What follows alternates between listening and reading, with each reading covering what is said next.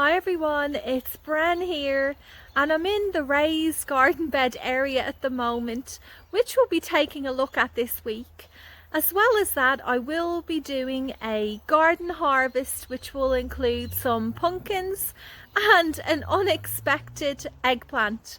So let's get into it now. I'm starting off here over at the raised garden beds.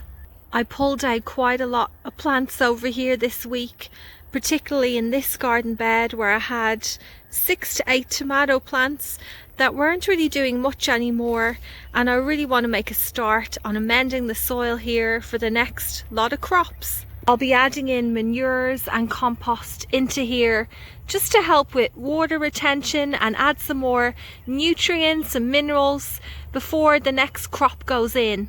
Look what I just spotted. These are actually shoots from some spring bulbs that I popped in here last year when I had no room for them anywhere else. I think they're daffodils. We'll just have to wait and see.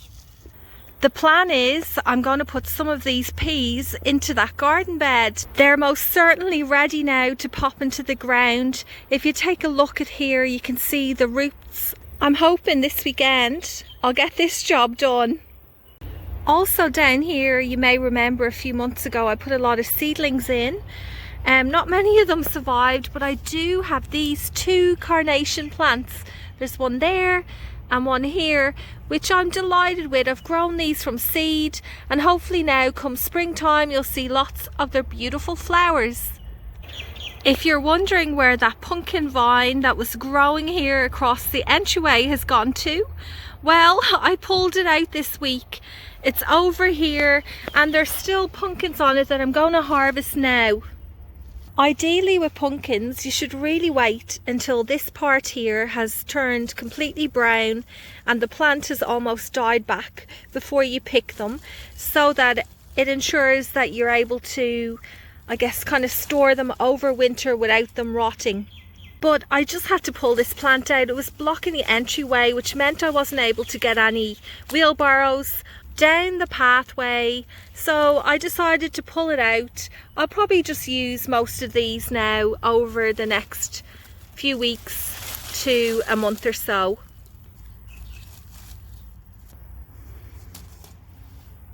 There's a couple more, and just to remind you that the plant that these pumpkins came off actually self-seeded, so I'm not quite sure what they are, but they do look like golden nugget pumpkins. I think I managed to get them all. Not bad for a plant that I didn't even sow. There are a couple here that are a bit too small. They won't be edible, but they're nice looking and they'll look a bit decorative, I guess, in the kitchen for a little while. Then I'll just pop them in the compost bin.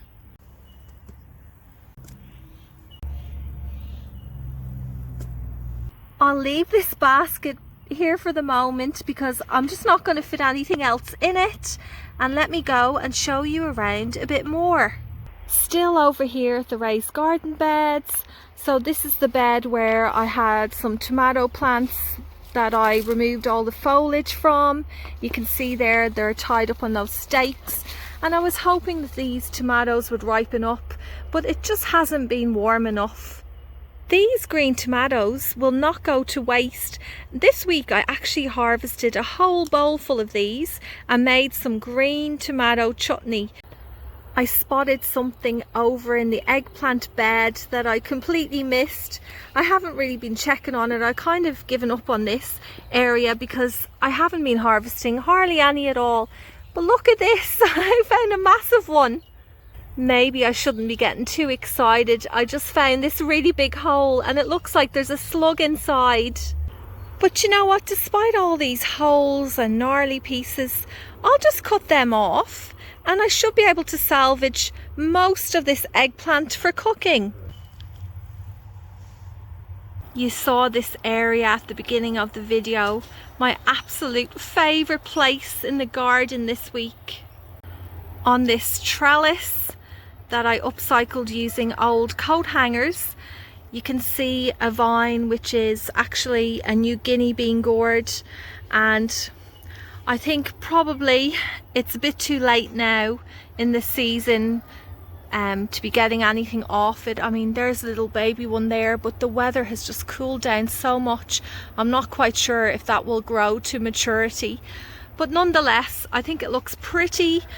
And this was my dream when I put this trellis up, to have something climbing up it during the summer and autumn time. I'm leaving this area now to take a look elsewhere in the garden. This is what a difference a week can make. Look how many more of these cosmos flowers have opened. Here they are from a different angle. I'm actually standing up beside the door to the laundry room. What a lovely sight. I'm now standing at the side gate which leads out to the front garden, and beyond the sea of cosmos is the raised garden bed area right down there at the very back. Let's head out the front. Here near the side gate up against the house, I have a few trays of annual flowers for springtime. I actually purchased some punnets a few weeks ago before we had to stay at home, and I just basically, you know, divided them up and put them into these individual pots. I just don't have the area ready to plant them yet, but once I do, they'll be ready to go in. So these ones here are primulas. Absolutely love them. They start flowering in late winter here. I've also got some more foxgloves, or they're not foxgloves, snapdragons, and I do have some foxgloves around the corner as well. Oh, look at these. They're all the buds to the chrysanthemums. I can never say that name properly. And I have them in a mix of colours, white, pink and yellow. I just spotted this one that has already opened, the first of many to come. Here's another area that I'm quite fond of, despite it being so overgrown. At this late stage in autumn, to come in here and weed this would be, I'm just going to say, a bit of a waste of time. I'm going to leave it the way it is and just let nature take its course. Once the frost hits, I'll clear it all out and plant it up again. I still have this massive pile of compost to move. It's a bit of a hot commodity at the moment with so many people taking up gardening. Another big patch of self-seeded cosmos, and growing at the base of this cosmos is the Kajari melon. I can spot one just down there, but I think I might have been a bit too late grabbing that one. Yeah, it's a bit mushy. I did harvest another one today. I went inside and grabbed it, and as you can see, it's a lot smaller than other melons that most of us are used to eating. At the end of this garden update, I'll show you a little short video that I made about these really unusual fruit. We're looking down now at the vine crop patch.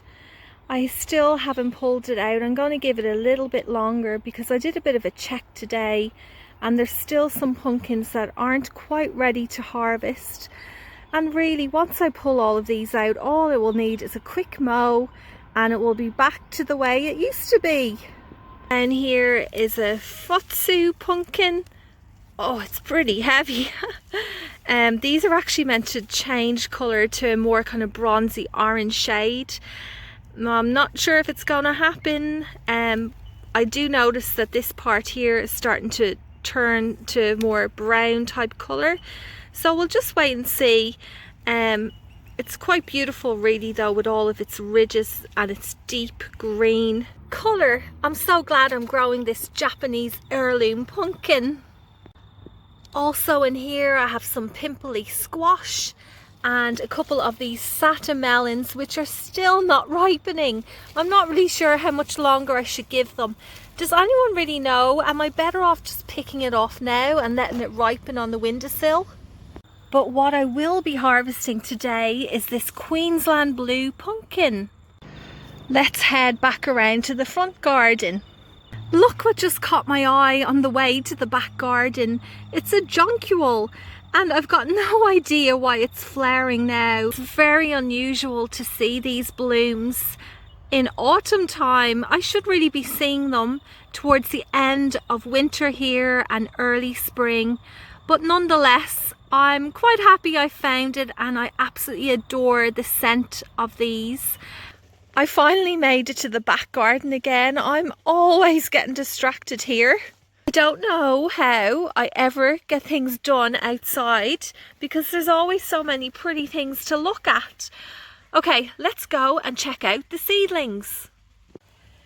Here they all are. So I have a few containers with carrots, leeks, spring onions, bok choy that's been eaten by slugs and snails. Actually, I'm having a lot of trouble with slugs and snails. Wait until you see what they've done to my kale. Here I've got some lettuce. There's the kale I was talking about. It was a beautiful green tray of little seedlings and they've been eaten. It's tricky with snails, I find. I just have to keep on checking underneath these every day and pulling out any snails that are hidden under there.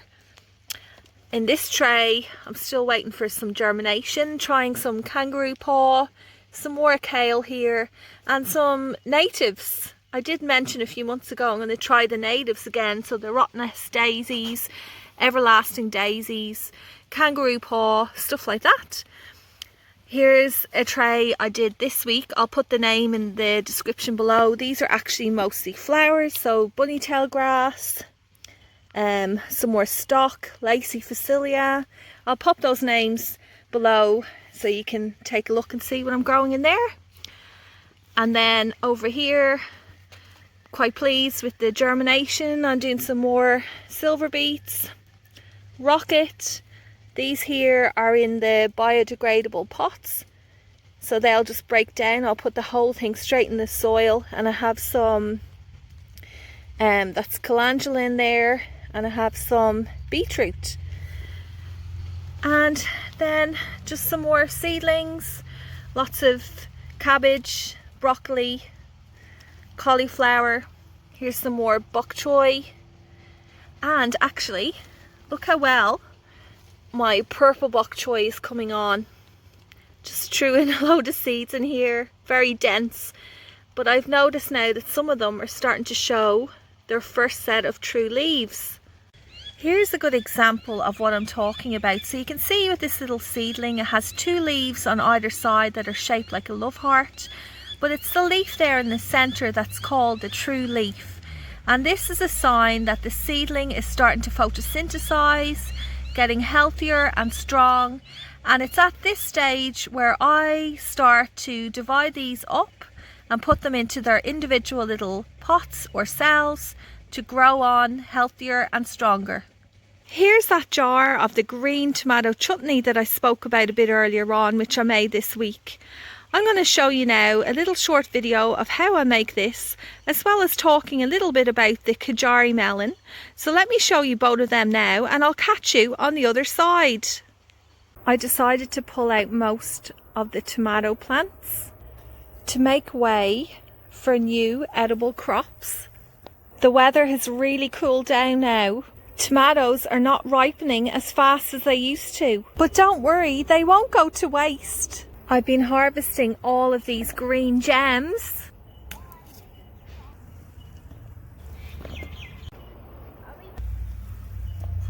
This should be enough for today. Time to make some chutney. Wash and chop. Add to heavy base saucepan with 1 chopped apple, 2 chopped onions, also 2 tablespoons of mixed spice, 2 chopped cloves of garlic, salt, pepper to season, a cup of sugar, 2 cups of vinegar. Simmer uncovered for 1 hour, then ladle into a sterilised jar. A homegrown rare melon. I've waited 2 years for this. After finally getting my hands on some seeds, today I'm harvesting my first Kajari melon. Look what I just noticed. the under part has split open. Not to worry, you know, I'm still going to try this and see what it tastes like. I should have kept a better eye on these melons and checked on them more often, but you know what? I've learned from my mistake. Let's try this. I just scooped out the seeds and I'll save them for next year. Oh wow, that was just so good. When I read up about this melon, it described its taste as slightly musky, which I can pick up on after trying it. I had to take another bite.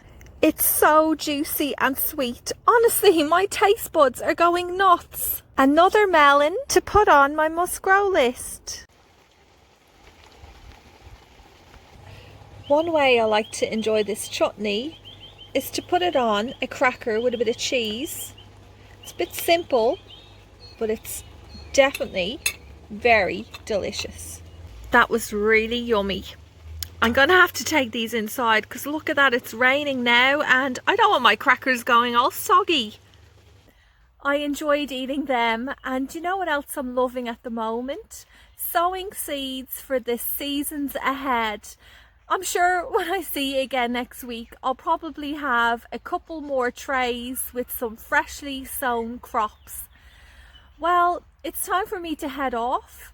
I hope you all have a safe and healthy week ahead, and I'll see you here again next Friday.